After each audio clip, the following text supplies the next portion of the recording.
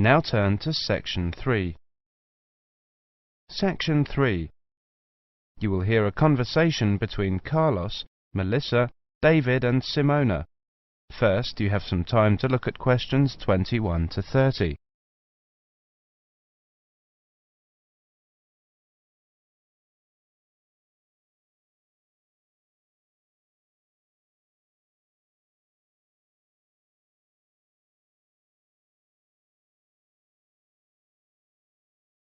Now listen carefully and answer questions 21 to 30. Okay, everyone. Let's look at what presentation tips we come up with for our next seminar, Melissa.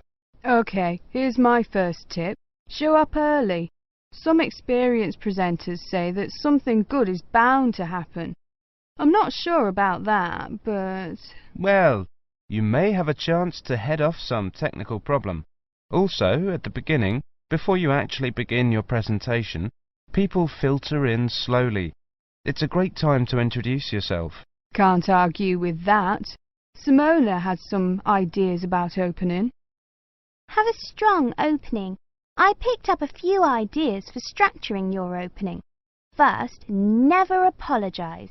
If you're worried the presentation won't go well, keep it to yourself and give it your best shot. Besides, people are usually too preoccupied with their own problems to notice yours. I like that. Open by addressing the following 3 questions. What's the problem? Who cares? What's your solution?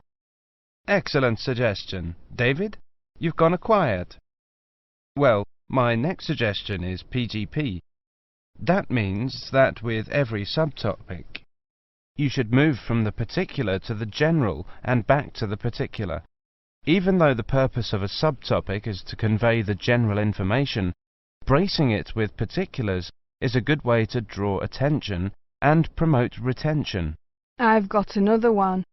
This might not be a tip so much as a law. Give everyone at least one piece of paper. A piece of paper is a record from your presentation. People can use that to help recall the details of the presentation, or better yet, to tell others about it. The next tip I have is know your audience. This is, of course, a general piece of advice for public speaking. See if you can find out what styles of information a presentation they are most familiar and comfortable with.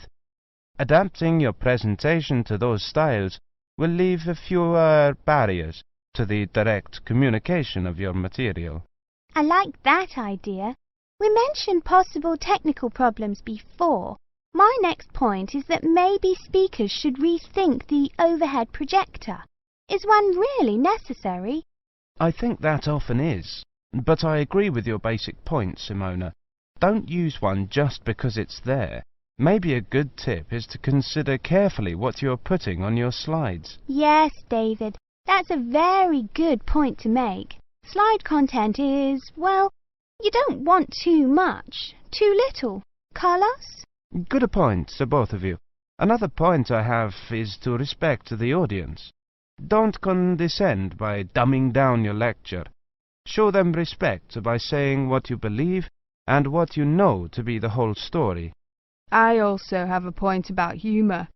I think that humour is generally good, but be careful with it. Humour in a presentation works best when it actually drives the presentation forward.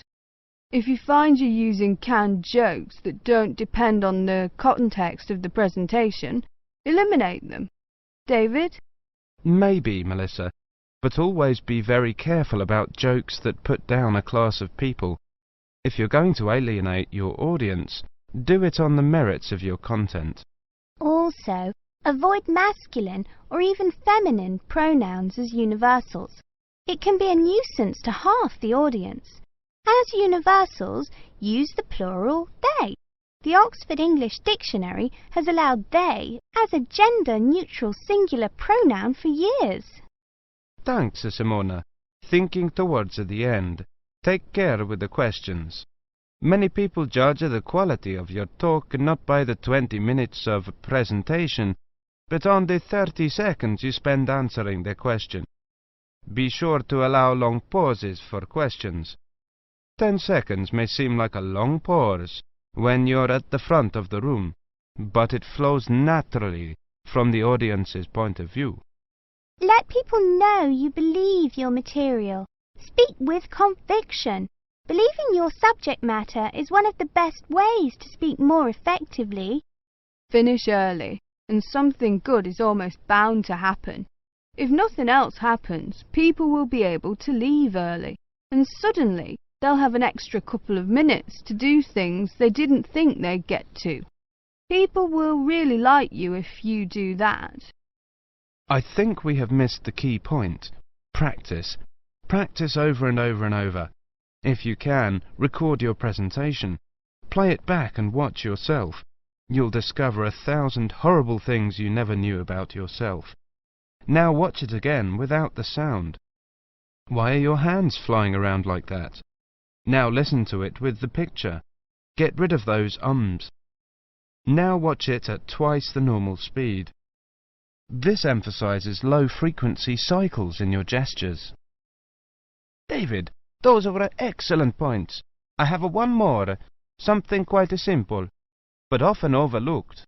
I read that the two most dehydrating things you can do in a modern civilization are live presentations and air travel. I don't know if it's really true, but the message is that the way to stay sharp is to drink lots of water. Take care of your body, especially your voice. If possible, avoid alcohol too. So, we've got to organise these points now. That is the end of section 3. You now have half a minute to check your answers.